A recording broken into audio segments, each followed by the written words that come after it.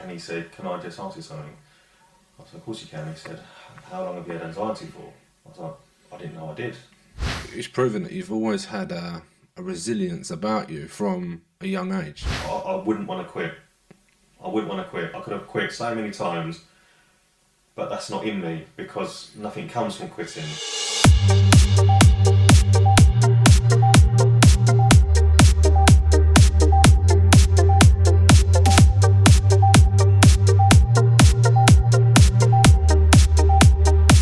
Welcome back to the Connect You podcast. On today's episode, we have Shebs Miah from MPI Investments.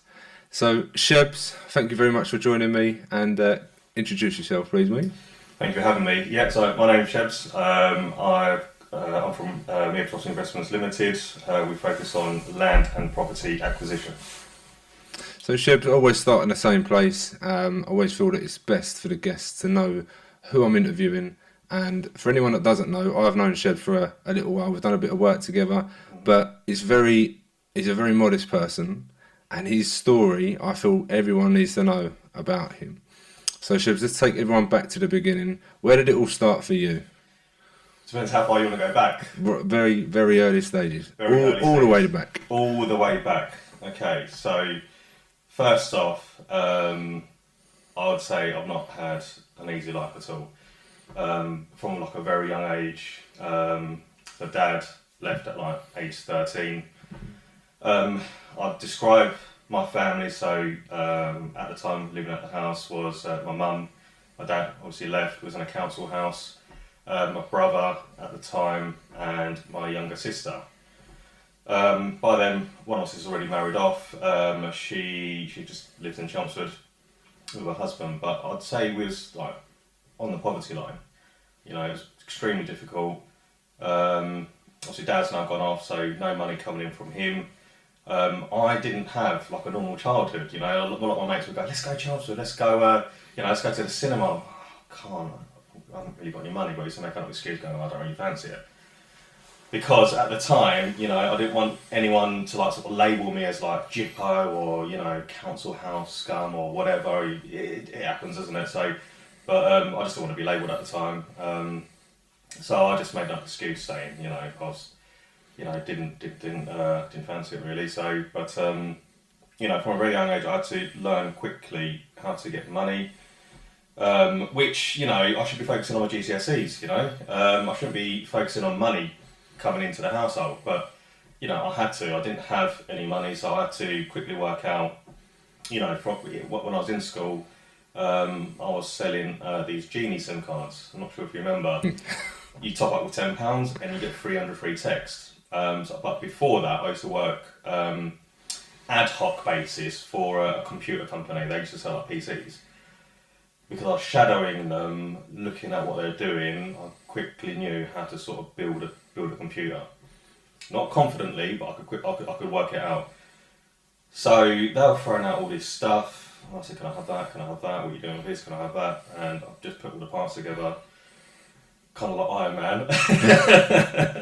And I made a computer. They're throwing out a CD writer. I had that. So now I had this computer. I had a monitor anyway. I was one of the ones actually in my school who had broadband, so I could easily leverage that. And I sold these SIM cards, so I used to order them online for free, but people didn't know because I didn't have internet at home. But I had a broadband dial-up from, you know, this bunch of junk I made into a computer. So I had wads of these SIM cards, you know, selling them at £20 each. So I saw an opportunity. There was obviously a demand there. I had the supply. I said, in my blazer pocket, just big wads of these SIM cards, £20, £20, £20. I quickly added up, and then a lot of people started getting into like music CDs. I said, "Well, look, I'll burn you a CD, £1 a track, right? Minimum 10 tracks." And again, it was just a money spinner. It was, but that's what I had to do. Friday, Saturday nights, I used to work at a Chinese takeaway, £35 a night, so £7 for the weekend. But that's what I had to do. Is that because you're dad left and there wasn't the money or wasn't the income Yeah, coming into the I'd house? ask him for money, of course I would, you know. Even like, I have like £20, Dad, you know, just this week so I can just see my friends sort of thing. Oh, I haven't really got it. Whether that's true or not, I don't know. But how we ended up in the council house, we used to live in Haybridge, and I remember sitting there in the front room, and he come through the front door going, "We now have to move." Didn't give any explanation why. But later on, I learned that there was some sort of war going on with Saddam Hussein or something. He said about the interest rates increasing, what we're seeing now actually. And he just said he couldn't keep up with the payments. So he lost his properties, he lost his restaurants, and yeah, we moved into a council house, and that's been there ever since. But yeah, I mean, that was that. So all through school, I sort of hustled, if you like. You know, I was set to get good grades. Year 7 and 8, I was one of the brightest boys in the school. And you know, with regards to like, you know, physical activity, if you like, PE, one of the fastest boy runner in the school. So no one can touch me. So yeah, so there's been some achievements, but all through school, I started to lose interest after my dad left, and it's just felt like, look, he wasn't the best dad. I'll put it out there right now, but I just felt like as soon as he left, I had this sense of freedom. And with that sense of freedom, I didn't use it wisely. You know, I was out all the time with my friends. If I'm doing that, then I'm not focusing on my schoolwork, and grades quickly started to slip. So, and then after school, I also got expelled from school. By the way, got expelled from school. Just this dodgy year photo, sorry, and which caused me to be expelled. And you know, that was 3 months before my exams. And he said, look, you know, the teacher didn't want to see me again, just come back for your exams only. So I didn't do well. From 16 to 19, I went in and out of jobs, didn't really have a sense of direction, didn't really know what I was doing. And then one night, I was out with my friends, and you know, I was seeing a girl at the time who was in a park. I was like 18 at the time. And so she went off now. There was a guy there causing a bit of grief with me. I was about to go for a pee, and he gave me a bit of grief. I didn't actually do it. So now we're walking down the same path, and my mates are there, and they see this confrontation. And you know, one of them started beating him up. So obviously I was there. Told him not to do it. I said no, don't do that. And yeah, it just turned ugly very quickly. You know, the police got called, and everyone ran away. But the guy held me up against the fence, saying, you know, you're not going anywhere, sort of thing. So for that, I mean, still to this day, I'll still say, you know, I'm still innocent, you know. But you know, the police and all that didn't see it like that. There was compelling evidence apparently against me, which was completely fabricated. So the justice system, I think, is a little bit broken. I think there's a lot of innocent people that go away who can't, what should we say, prove their innocence. You know, so but that was that. Also, as well, doubling up, you know, your close mates at the time who are supposed to help you didn't help you, which actually caused me. I got sentenced 9 months, done 4.5. And that was back in, like I say, like 2005, I think. So that was a real turning point in my life. I knew I had to change my life. I knew my prospects on the outside wouldn't be great because I've got this record now. So I asked for one of the guards for a prospectus, Plymouth University. So I know I wanted to get back into education. I wanted to fix my life because enough is enough. You sort of come to a turning point, and I'm kind of glad it happened to me, but not in the way it did, if that made sense. So I done my sentence, come out. My mum wasn't pleased about me going away because it was just going to be, by then my brother's married now as well, and you know, it's just going to be my little sister, my mum at home. So I had that stress as well, and that sort of potentially holding me back to brighten my future. And I think a lot of people have these sort of challenges, and I think you just need to do what you feel is best at the time. And that's exactly what I did. I moved away, done an access course into humanities, which is like a combination of studies which gets you ready for university. So I done that in Cornwall. I could have done it in Chelmsford, but I felt like there was going to be far too many distractions from the same people who put me away in the first place, sort of thing. Well, I thought if I'm going to do this, I need to do it properly. So I moved away and smashed that access course. Come back up to London for I studied business finance. Finished that, and then I ultimately wanted to be a stockbroker or a trader. That didn't happen. After several attempts of ringing these companies and saying, "Look, I'll work for free," that actually didn't happen. So I fell into retail. After all that hard work, I fell into retail, but I needed money. At the time, that's all I sort of knew what to do. It's just like, I've got a bit of sales experience. I can pretty much I can get that job. I had one phone interview, face to face, and he just gave me the job straight away. So I stayed there for 2 years, and then one of my mates said, "Look, if you want a different opportunity, why don't you come do recruitment up in the city?" I said, "Well, look, if you can get me in front of someone, yeah, I'll definitely do that." That happened, got the job, and then I stayed in recruitment for 5.5 years. But then, when I was sitting at my desk, it's all good at the very start, but then long hours. I've now got a family, now got a wife. Coming back on a train, not seeing them. I work locally as well, and it's the same sort of situation where you're still working long hours. By the time I left work, went to the gym, I was coming home, and they were in bed. So it's just like this is not right. Something must change. I knew sitting there at my desk, and I know it's going to sound silly, but I knew I was meant for more. I didn't know what it was, but it's just this urge, I guess, inside, kind of like a calling. I'm meant for something else. I'm meant for more, and that's when I've always wanted to be in property. I've always wanted to be in property, and that's where it all began. I went on one of these seminars, and I remember going there with my wife, and I said, it's not going to affect, our work schedule. It's on a Saturday. Let's go.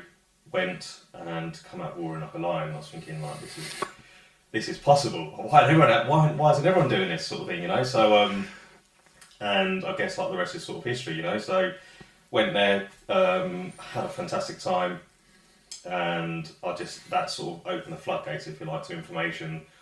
I started quickly immersing myself into like podcasts and like YouTube videos, books, networking events, just throwing myself out there. But obviously I was still working at the time, so I could only do like weekends, if you like, or late evenings. So that was a bit of a challenge as well, with the limited time I had available. But I did the best I could. I set up my service accommodation business by sacrificing my lunch breaks. So the night before, I used to have a list on Rightmove, so all the properties that I was going to ring on my lunch break, just save them. Yeah, that's my favourites. The next day, as soon as lunch break was there, sit in my car, ring these agents, and if I could get a viewing, I'd quickly go up there and do it, and come back and just make up some excuse. Sorry, something happened. You're 20 minutes late for your lunch break. Really sorry, But I did what I had to do, because I wanted to get out of there and get some time back so I could build. Ultimately, what I want to do is charity work, because we touched on it before. There is going to be some point, and I truly believe so, that I am going to be wealthy, and there's going to be there's going to be a point where I've got everything in my life, everything that I possibly want, and that's a point that I want to give back. Now, I've said this even at university. Remember, like sort of like the last lesson, if you like, and they're saying, what's everyone going to do then? What are you doing with your lives? And I echoed the same thing, because without being too morbid, you take nothing with you. You know, all your money, all your properties, your businesses, they all stay here. You know, you take nothing with you. So if you can use that money, use property as a vehicle to better your life, give you more choices, more freedom to a certain extent, and you know, they use that as a vehicle and then help others in the process. I think that's a great feeling. I think because that's forever lasting. You know, if you could build a school, for example, where in a deprived country, you know, that building will be there long after you die. You know, and educating hundreds of people each and every year. You know, I think that's important. If you can put in a water pump in a place where there's no water, plenty of them to sustain life in that particular village, in you know any of these countries, I think that's the biggest fulfillment for me. You know, the money's great. You know, it's okay, but the money always stays with you.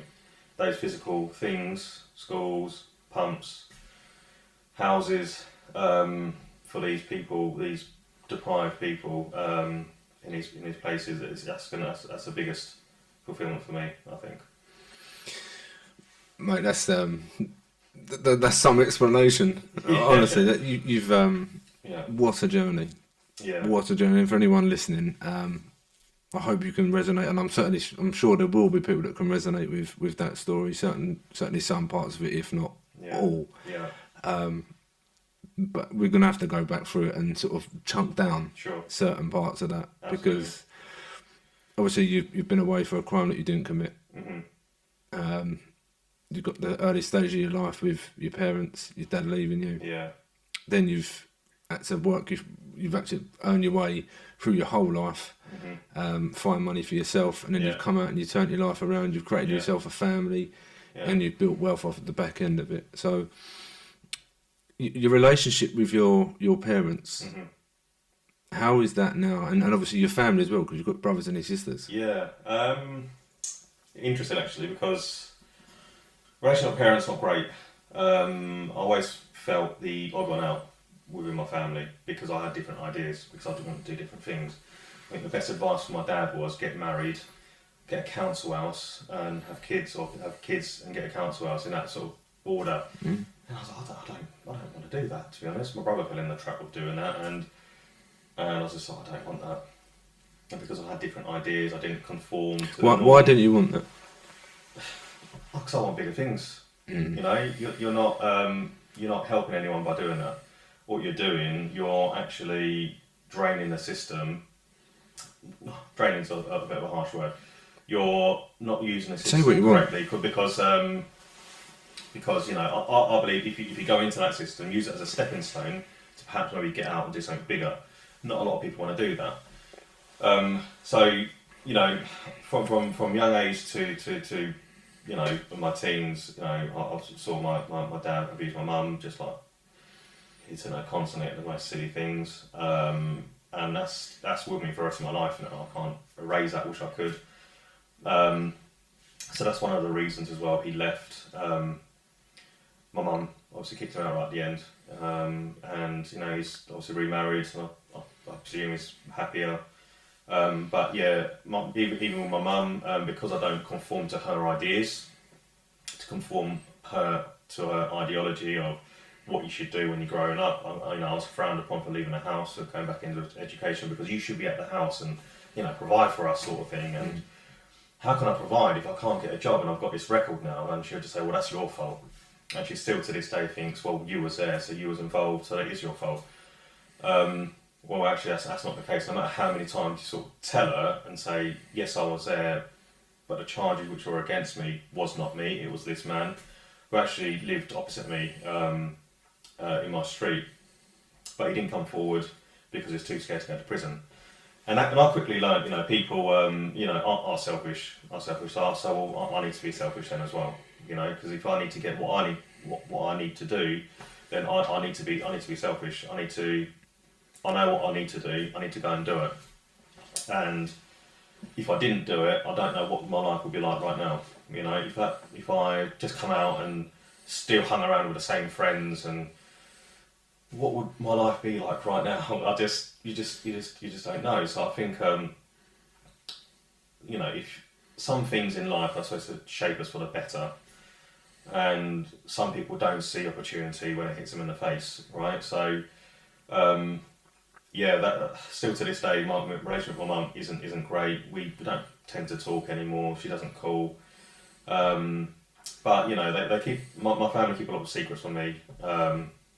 She's happy to tell like my brother, and you know, my sister's stuff, and that's silly little things. But you know, I don't see the need to sort of, you know, hide things, or you know, say, oh, it's not my place to say when everyone else knows, you know. So it's just like, well, choose, is it your place to say and don't tell anyone, or not? Because and you know, I just got fed up with that, to be honest. And we've always had a rocky relationship with plenty of arguments. So witnessing what you see when you've grown up, there'd be a lot of parents, I would imagine, going through rocky times, hard times as we're in now, financially. yes, If not, there certainly will be, or they've previously gone through it, obviously with the pandemic, yeah, financial stress or other stresses in their life. I'm not condoning what your dad's done, no, not for 1 minute, no, but recognising that what you've seen as a child, how has that impacted you? Because there could be other people, parents now, that are arguing, let's say, and that if they've got young children, how has that impacted you? What would your advice be to them? Because you could obviously offer some advice. Yeah, I mean, let's go how it's impacted me. Without even knowing about it, I didn't recognise it at the time, but I suffered with really bad anxiety. Okay. I didn't know, I didn't recognise it because I've never had it have it happen to me. And I had to go to the doctors, and I didn't even tell him anything, you know. I went in there and I was about to tell him, and he picked it up straight away. So I'm obviously giving off these signs or signals what he's brought up straight away. Because I went to him about my headaches, got really bad headaches, and he said, "Can I just ask you something?" I said, "Of course you can." He said, "How long have you had anxiety for?" I was like, "I didn't know I did." I said, and then I wanted to sort of probe him, bombard him with questions. I'm not laughing at you, just the way you said it. But I just didn't realise at the time, and I must have been giving off these signals or something, or doing something without even realising. And I think maybe perhaps because of my childhood, and a bunch of other things as well, you know. Yes. Do you feel like you've dealt with it? It's a lot better than it is now. Than it was then, sorry. It's a lot better now than it was then. It sometimes creeps back in.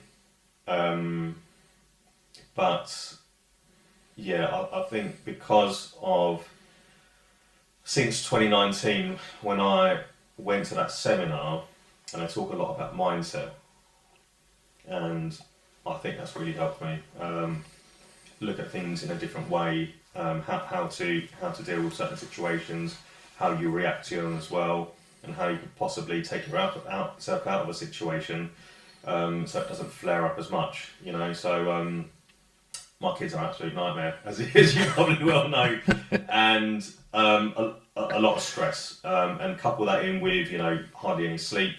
You know, you got business stress as well. You know, you got to keep the missus happy, of course. You know, and you got to be that glue still for your whole family, and that's a lot of weight for a man to carry on his shoulders.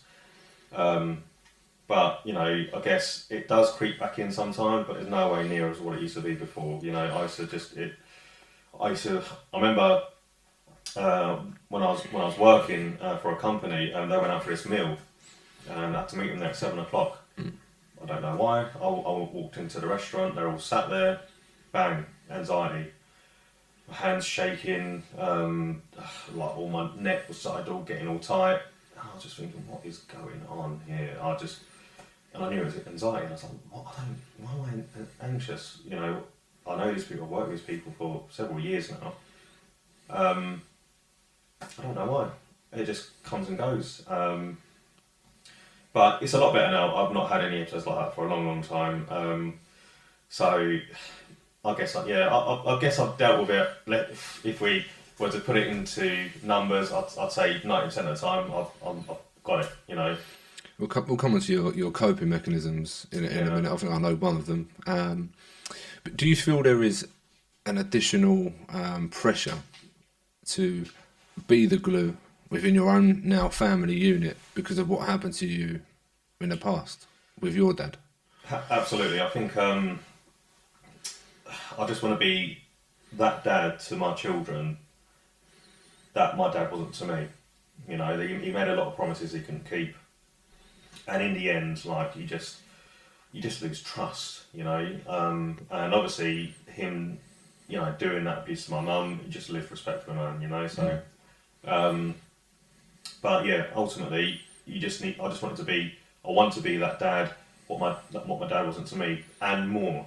You know, so obviously I'm going through a journey in my life right now, and you know it's been great. Has its challenges. I've been completely stressed out sometimes. You know, as many times I thought this is not worth it. I'm going to throw it all in, but the next day I sleep in it. I'm like, no, I'm good again. I'm good to go. So yeah, I think you just there is that pressure on there. Of course it is, but also as well.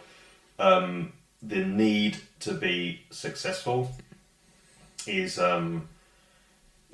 overwhelming. Successful in business or as a dad? Both.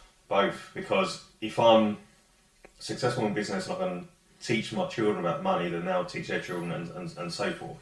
And I think there's a lack of education in the system right now to do with finance, money.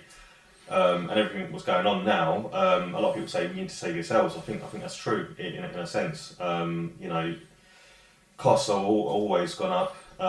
You know, obviously there's a sharp increase now with what's going on. But yeah, I've got an overwhelming sense of being successful because I feel like if I don't do that, I've let myself down. I've let my family down, and potentially all these people who I can help in these poorer countries, I think, you know, if I don't do that, then I've let them down as well, and that's what I think. So, trust, you mentioned that a few times. Mm-hmm. I take it you find it hard to trust, given what happened to you with a prison situation. Absolutely. So, elaborate more on what actually happened, if you can. Yeah, so your closest friends at the time, who you grew up with, and got to know as kind of like your brothers, if you like. You see them every day. You know, you not secrets, but you say things what you probably wouldn't even tell your family, right? So these people are close to you and close to your heart. And what happened that night for them to knock back my corner, if you like, and quickly realise that everyone's out for themselves. You know, everyone's. You've got to be selfish, I think, and yeah, it was a difficult time, you know, because all that I thought when I was in that prison cell is, how could they have done this to me? You know, how could they have not told the truth? And had they told the truth, I wouldn't be sitting here today. And that's kept going over and over and over in my head, and so how can I have done this? How can I have done this? You know. But obviously time passed, time's a good healer, and you know I just wanted to do stuff to him. Once as soon as I come out, naturally, but those feelings quickly passed. But that from that point, I had trouble to trust people, and. Yeah, I mean that's what happens. I mean, life experiences always shape us, but trust, I think, now comes with actions. Comes with you can't just trust someone off the back of saying, you know, it comes over time. I think it comes over time from people's actions, and I think it's something what happens naturally. You know, if someone's constantly deceiving you, telling lies and you can't trust them, or they've told you something but you actually later found out that's not to be true, then obviously that's a big thing as well. They clearly can't be trusted, or they think it's the truth and it's clearly not the truth, and then they need work on themselves, you know. So I think trust comes with just over time, basically over time, where you've with integrity. Ultimately, you do what you say, and that's it. And obviously, I'm going to get shot, and obviously, pin to the fence if I don't ask the question. Sure. What was it like, and how did you cope, knowing, being in that cell, that you didn't commit the crime? What were your coping mechanisms inside that cell, cold, knowing that the door was going to shut, knowing that you didn't actually commit that crime? Yeah, it was 24 hours banged up. There's nothing I could do, you know. I just accepted it, and that's how I coped. I accepted that I wasn't going to go to court again and try and vindicate myself, if you like. Yeah. I couldn't do that, you know. I just open up old wounds. I just accepted it, and I had to move on. And you know, me being in education in prison, I used to do like weekly courses. That kept my mind from sort of wandering, if you like. It's proven that you've always had a resilience about you from a young age. From when your dad left, you've then gone out. You've found your own way. You've earned the money, and then obviously then when you was in the cell, you've gone and found the education that you needed to do to then progress and further your own life. To then get your first job in retail, albeit. So then obviously you've come out of the prison, you've done your time, which ultimately shouldn't have been yours, but was, you've accepted that. Exactly. You've shown a huge amount of resilience there that not many people could. A lot of people do, but not a lot of people should. So you've come out of prison now, and you've gone into retail, you've got your job, and finally you get a job in recruitment. Then we hit the pandemic. Yes. Then you started to invest into property. I invested in property actually back in 2019. It was just rent to rent. So my first deal was 2 apartments in Colchester. So to anyone who's listening, you can't do it in a 9 to 5. I was in a 7 till 5, and I still done it, but I had to sacrifice a lot of time. Yeah. You know, like I mentioned before, my lunch breaks. I didn't. As soon as I went on this seminar, I wanted to make it work. So I sacrificed my lunch breaks. I did. I had to because I wanted to get out, and it just wasn't going to work for me anymore. You know, the money was all right. Don't get me wrong, but you know, you can't be in a trap essentially, not seeing your children. You know, you're coming home and they're asleep, and there's only so much you can. Some people, you know, they might think, oh, that's all right, but for me personally, my family's everything, you know. So and time only moves forwards. You can't go, oh, I've got to jump in that time machine now and rewind and I'll change everything. No, that doesn't work. You just you just got to make a choice and stick to it. Even if you can't give 100% one day and you think 40%, you know, the next day, that's fine. At least it's something. What you shouldn't feel like, oh, I haven't hardly done anything, and be disheartened, and it then sort of veers you off course. Every day's not going to be the same. Some days you're going to be able to smash it, some days you're not, you know, and that's you've just got to accept that. But now you're full-time into property, aren't you? Yes, I am, yeah. So what is it that you're doing full-time now, for anyone that's listening? So I'm currently sourcing land and property for clients. So I will invest in, as my own portfolio as well. So for example, you know, if I've got clients that are looking for particular type of properties, we only particularly focus on properties which have you know, scope for further development, i.e. maybe another dwelling on the side or the back.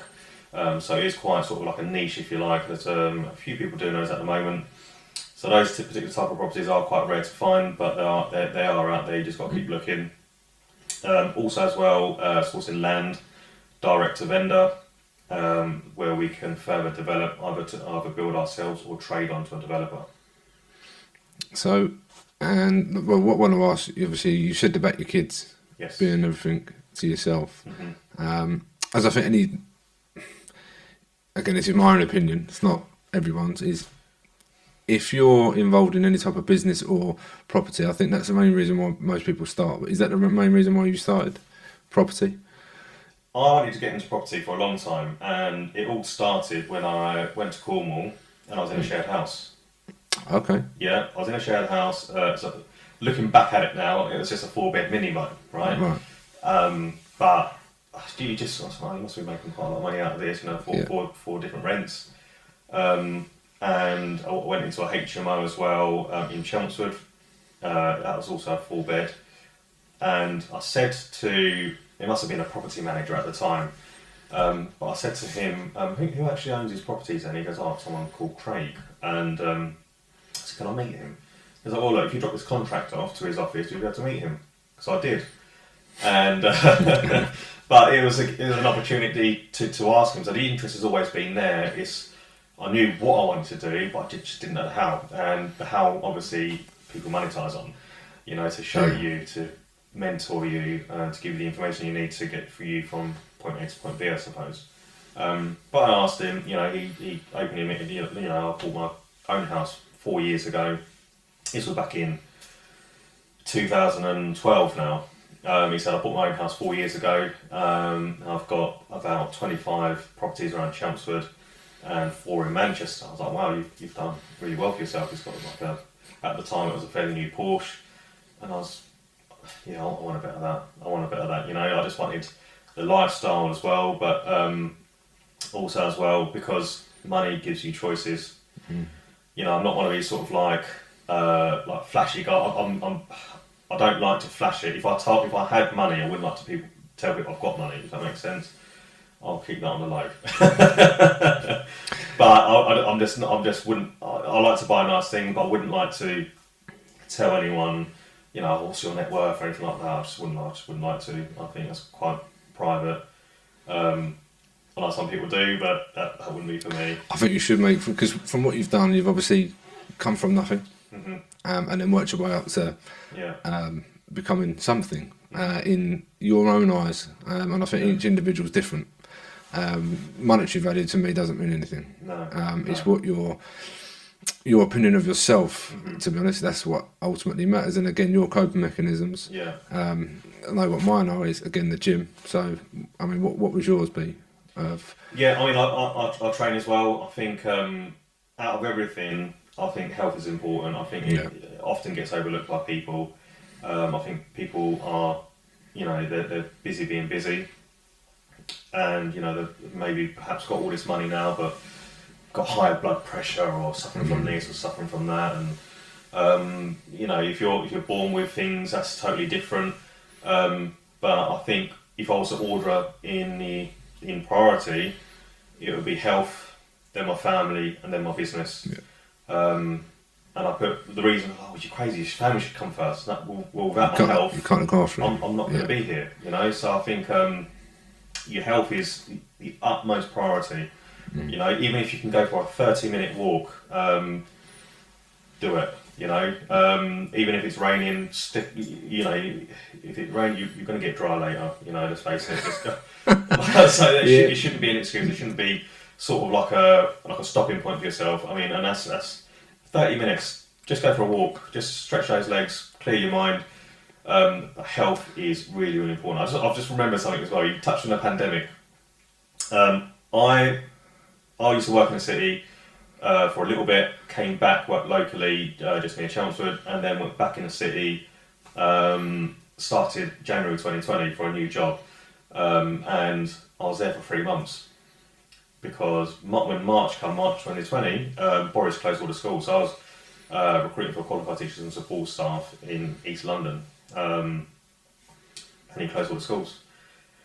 So ultimately, I got that call. I remember the announcement being made on TV, and about 10 minutes later, I got a call from my boss, and he just said, "I'm really sorry for having to do this, but gonna have to let you go.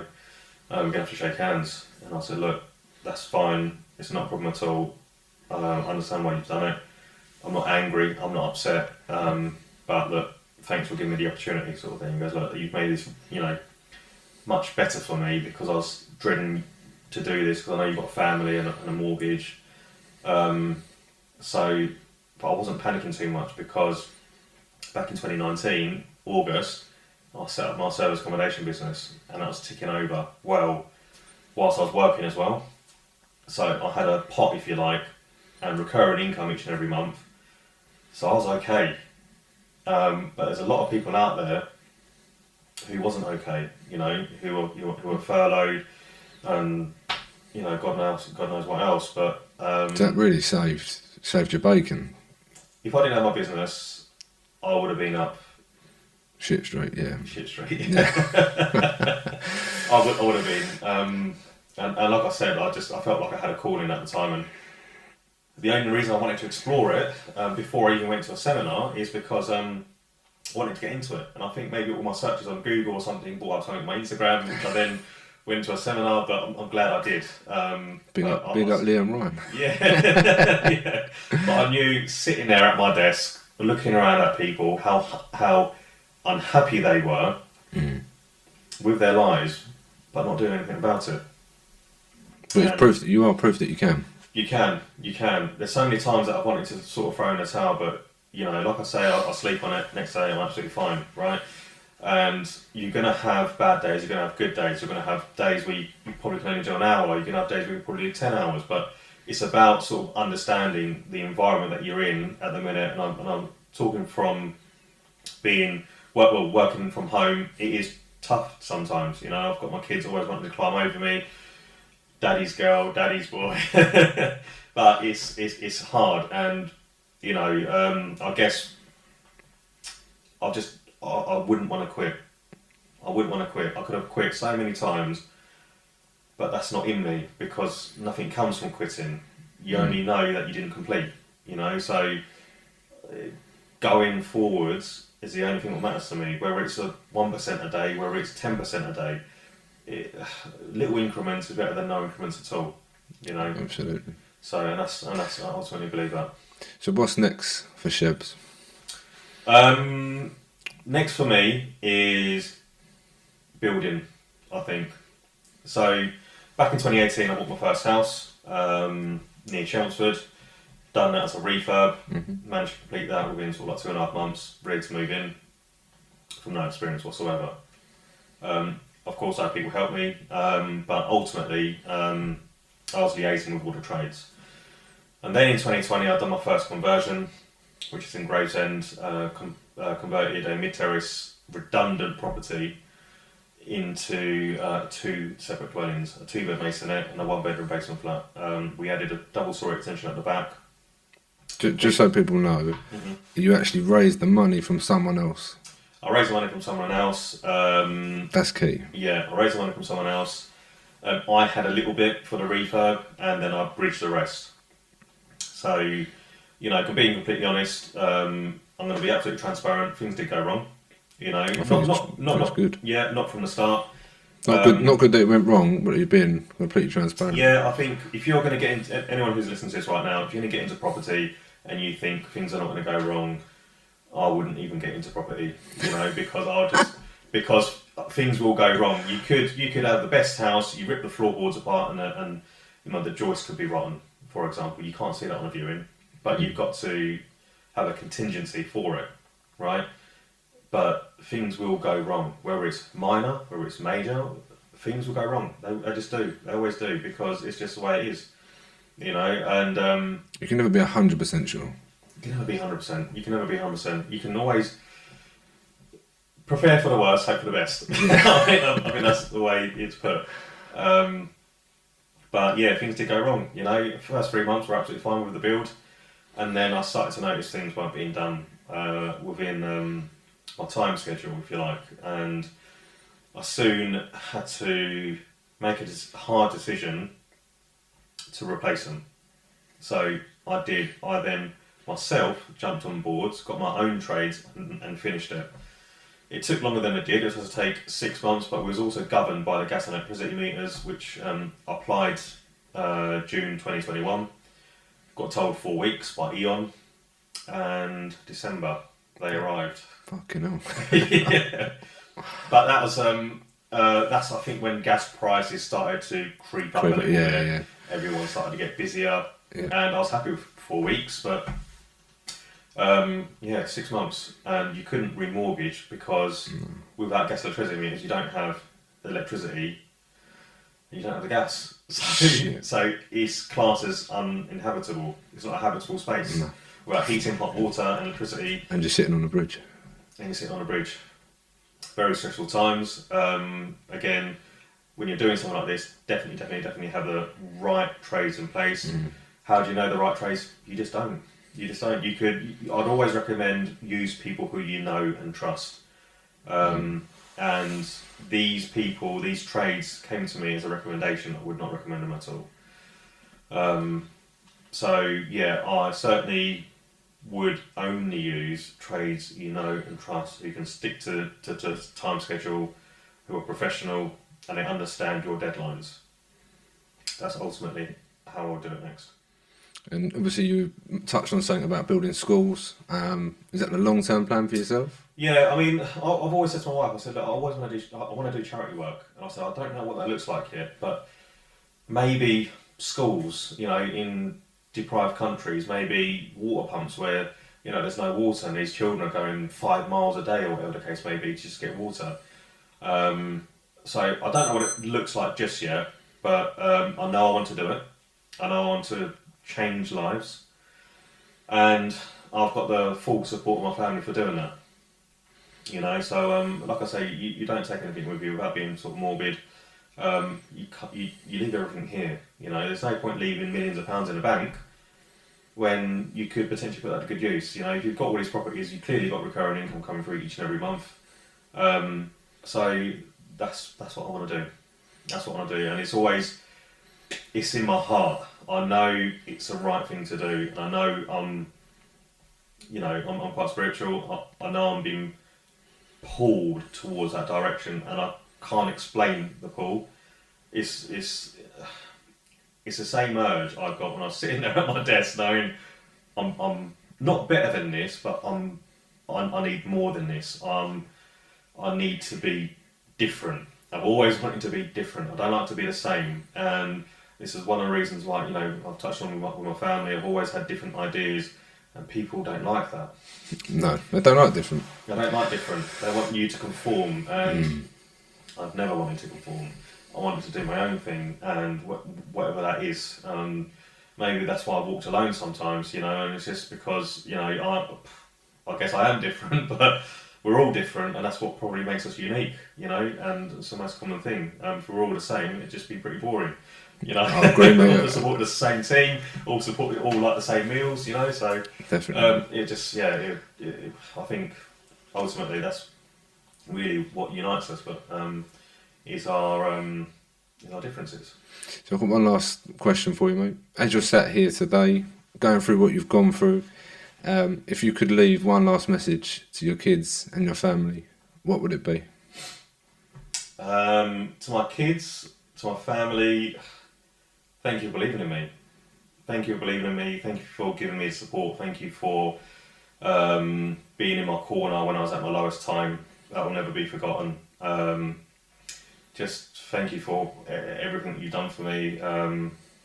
But yeah, just, I want to build a future for my children where they are educated, but also as well know about things what I didn't know. I think that's really important. And if that happened to me from a young age, maybe my grades wouldn't slip. Maybe I would have chosen my friends a lot better. But I think having a dad in your life is kind of like a mentor, but a good dad in your life, so they can steer this ship and point you in the right direction. And I know it sounds silly, but I think that's really important from a young age because you're quite impressionist. Is that a word? Yeah. No, you are right.